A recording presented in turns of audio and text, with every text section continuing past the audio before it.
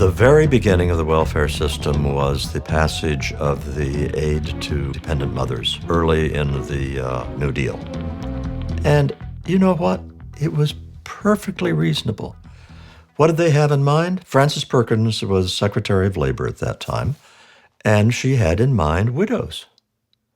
Widows with small children. And they needed help. What is a more natural object of our affection? When the stock market crashed in 1929, the world entered the Great Depression.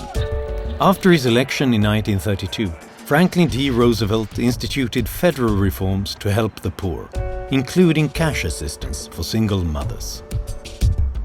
With 20% unemployment in America, massive public works projects strengthen families by providing employment in a difficult time. I pledge myself to a new deal for the American people. Roads, public parks, dams and bridges were built, tying work directly to assistance. But even President Roosevelt realized that there was a limit to what the government could do.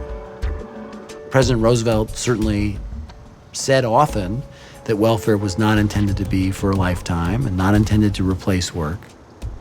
And to the extent that we've gotten away from that sentiment in some of our programs, that's unfortunate. The lessons of history, confirmed by the evidence immediately before me, show conclusively that continued dependence upon relief induces a spiritual and moral disintegration, fundamentally destructive to the national fiber. To dole out relief in this way is to administer a narcotic, a subtle destroyer of the human spirit.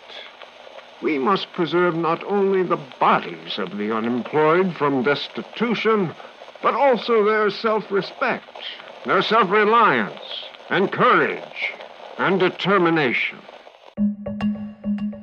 It all started out so innocently.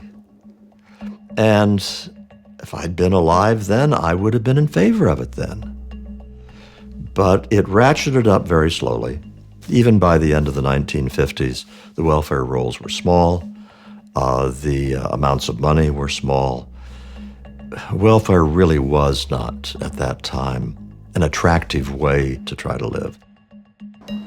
Roosevelt remained true to his convictions and phased out emergency public projects as the economy improved. From the 1940s to the 1960s, poverty fell dramatically in the United States.